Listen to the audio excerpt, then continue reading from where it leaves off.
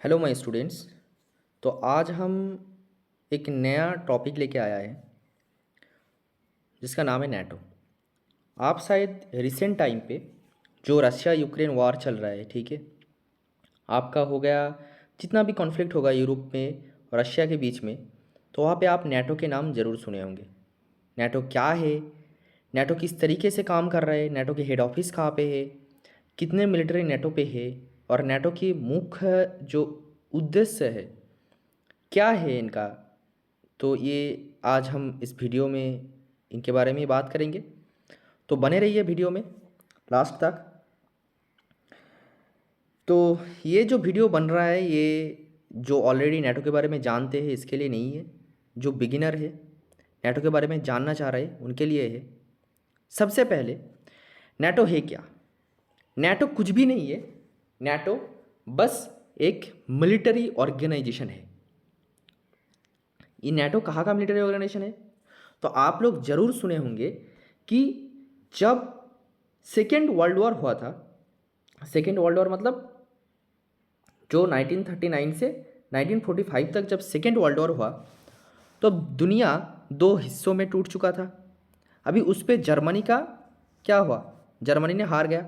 अभी जर्मनी जब हारा, उन पे जब द्वितीय विश्व युद्ध खत्म हो गया, तो तब क्या हुआ कि दुनिया दो हिस्सों में बढ़ गया, जिसमें एक था कैपिटलिस्ट मेंटेलिटी के कंट्री जहाँ पे था यूनाइटेड स्टेट्स और पूरे यूरोप, और दूसरे पे था रशिया जो कि पूरी दो अलग हिस्से वाला सेक्शन था। उसमें क्या हुआ कि रसिया के जो आज का अगर मैप देखेंगे तो आप देख पाएंगे कि आज का रशिया और तब का रशिया एक नहीं था। आज का रशिया को अगर आप देखें तो रशिया के जो बॉर्डर है ये बहुत कम है, लेकिन तब के रशिया कहाँ पे थे? तब के रशिया ये पूरी जगह, ये जो जगह आप देख रहे हैं ना, ये पूरी जगह लेके रशिया था, एकदम ये पूरी जगह लेके रशिया था। अभी रशिया इतना बड़ा था और रशिया कंटिन्यू द्वितीय विश्व युद्ध के बाद रशिया कंटिन्यू क्या कर रहा था? यूरोप के ओर अपना एग्रेशन दिखा रहा था। यूरोप के ओर अपना एग्रेशन को यूरोप के और दिखा रहा था। तो क्या हुआ? तो जब यूरोप के और रशिया ने अपना एग्रेशन दिखाया तो यूरोपियन कंट्री ने सोचा कि रशिया अगर इस तरीके से एग्रेशन दिखाएगा तो हमको भी इनके पलट के जवाब देना पड़ेगा। क्यों? क्योंकि रशिया खुद एग्रेस्ड होते होते क्या करेगा, एक दिन पूरा यूरोप को क्या करेगा, ये ग्रास कर लेगा। तो इसके लिए इन लोगों ने फिर बनाया क्या? इन लोगों ने फिर बनाया अपना नॉर्थ अटलांटिक ट्रीटी ऑर्गेनाइजेशन। ये आप देख पा रहे हैं कि अटलांटिक ओशियन है। तो अटलांटिक ओशियन के नॉर्थ साइड पे, मतलब ये अब अगर आप अटलांटिक ओशियन देखें, ये साउथ अटलांटिक ओशियन, ये नॉर्थ अटलांटिक ओशियन, तो इनके आसपास जितने भी कंट्री जैसे कि यूनाइटेड स्टेट्स हो गया, कनाडा हो गया, और पूरे यूरोपियन कंट्री के कितने मेंबर हो गए? 32 मेंबर। ठीक है, 32 मेंबर मिलके अभी जो है ये 32 मेंबर है। 32 मेंबर मिलके ये एक ऑर्गेनाइजेशन बनाया है, एक मिलिट्री ऑर्गेनाइजेशन बनाया है। इनकी कंडीशन एक ही है कि भाई अगर अगर सिर्फ रशिया नहीं, ये बनाया गया था रशिया के अगेंस्ट, लेकिन अभी इनके ट्रीटी ये है कि अगर कोई भी कंट्री, दुनिया के कोई भी कंट्री नेटो के 32 कंट्री में से अगर किसी एक को भी अटैक मार दे, किसी एक के अगेंस्ट जंग छेड़ दे, तो ये पूरे नेटो के जो कंट्री है 32 कंट्री एक साथ मिलकर उनके ऊपर अटैक करेंगे।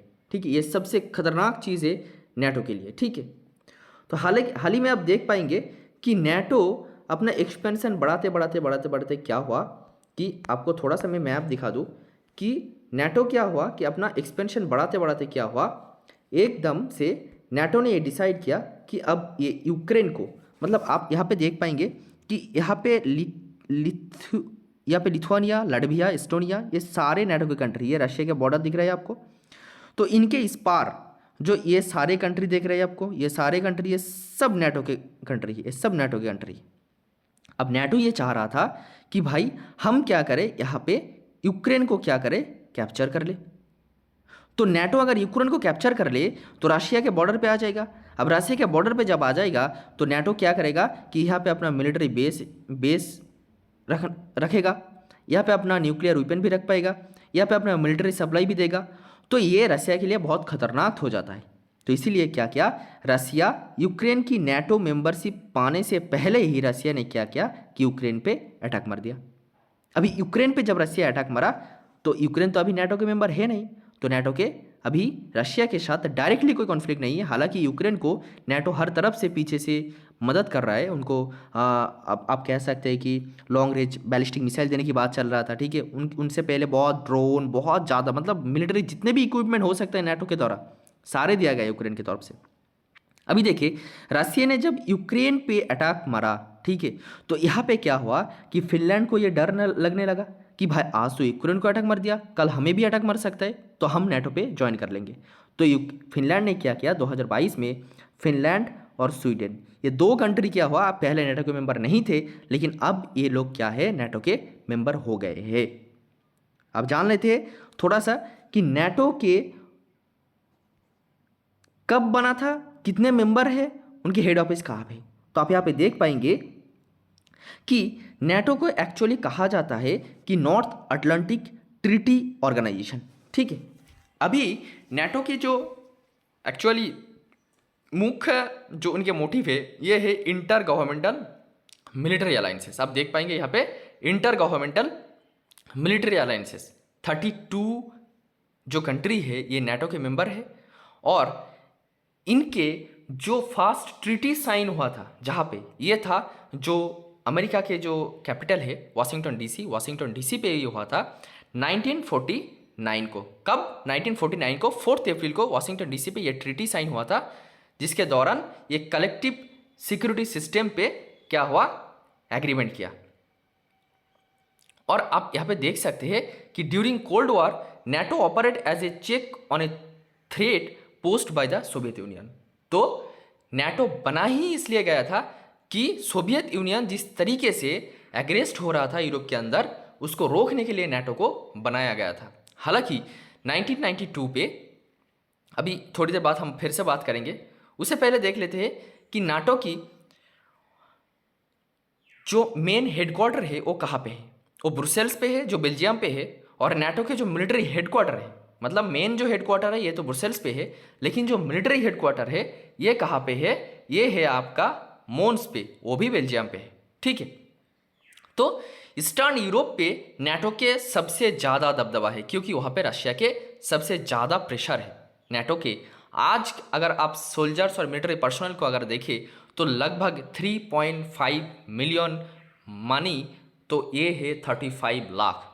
इतना ज़्यादा सोल्जर फोर्स के साथ नाटो हमेशा तैनात है रशिया के बॉर्डर पे, ठीक है। अभी आप देख पाएंगे कि यहाँ पे जो रशिया है ये क्या था, ये 1992 तक क्या हुआ, ये जो आप देख रहे हैं यहाँ पे अगर आप देखें थोड़ा सा, मैं आपको दिखाऊँ यहाँ पे, तो अगर आप यहाँ पे देखें तो ये जो इस्टोनिया, लाटविया, लिथुआनिया, यूक्रेन, ये जो सारी जगह है ना, ये क्रीमिया, ये जॉर्जिया, अजरबैजान, ये सारे जगह क्या था, रशिया के पार्ट थे। अभी जब 1992 पे सोवियत यूनियन का ब्रेकडाउन हुआ है, मतलब सोवियत जो यूनियन था ये तोड़ के क्या बनाया गया, यूएसएसआर। तो 1992 के बाद नाटो के जो काम थे, जितना एक्टिव नाटो थे, ये धीरे धीरे कम होते गया। लेकिन फिर से पुतिन बाबा जी ने रशिया पे बैठ गया। अभी पुतिन ने क्या किया, फिर से एग्रेसिव दिखाया नाटो की ओर, क्योंकि नाटो धीरे धीरे एग्रेस्ट होते होते क्या कर रहा था, रशिया के बॉर्डर तक आ रहे थे। तो इनको, पुतिन को भी रोकना चाहिए था। तो धीरे धीरे क्या हुआ कि नाटो के जो एग्रेशन है ये भी रोकने के लिए पुतिन ने क्या किया, यूक्रेन पे अटैक किया। और इनके बदले में पुतिन को क्या चुकाना पड़ा, पुतिन को फिनलैंड देना पड़ा, पुतिन को स्वीडन देना पड़ा। और ये किस लिए इतना ज़्यादा इंपॉर्टेंट है, आप यहाँ पे देख पाएंगे कि बाल्टिक सी है, यहाँ पे आप देख पा रहे हैं बाल्टिक सी। रशिया के जितने सारे गैस है, जितने सारे पेट्रोल है, और जितने भी आप कह सकते हैं कि उनके जो बहुत ज़्यादा मिनरल्स है, ठीक है, ये किस रास्ते से आते हैं, ये बाल्टिक सी से आके यूरोप पे घुसता है। तो अगर फिनलैंड और स्वीडन नाटो के मेंबर बन गए तो रशिया के लिए बहुत दिक्कत वाली बात है, क्योंकि रशिया की हर एक एक्शन पे, हर एक मूवमेंट पे अभी किसका हाथ रहेगा, नाटो का हाथ रहेगा। नाटो हमेशा देखता रहेगा कि रशिया किधर जा रहा है, किधर से आ रहा है, रशिया क्या कर रहा है, कौन सा माल भेज रहा है। इस तरीके से नाटो क्या करेगा, रशिया के ऊपर एक हमेशा दबाव बनाने में सक्षम रहेगा। ठीक है, तो ये हो गया आपका नाटो के कुछ बात। अभी देख सकते हैं ये नाटो के कुछ फोर्सेस के फ़ोटो है। ठीक है, तो इतना ही नाटो के बारे में बेसिक जितना भी नॉलेज चाहिए था नाटो के बारे में तो पता चला। ठीक है, जो अटलांटिक जो ओशियन है इनके चारों ओर जो कंट्री है ये मिलके नाटो बनाया है, और किस लिए बनाया गया है, रशिया के साथ नाटो के क्या कॉन्फ्लिक्ट रहा है। ठीक है, ये सारे कुछ आपको पता चल गया है। तो अगले वीडियो हम फिर से बनाएंगे कुछ और टॉपिक से जो आपके लिए बहुत ज़्यादा महत्वपूर्ण रहेगा। ठीक है, तो थैंक यू, गुड बाय।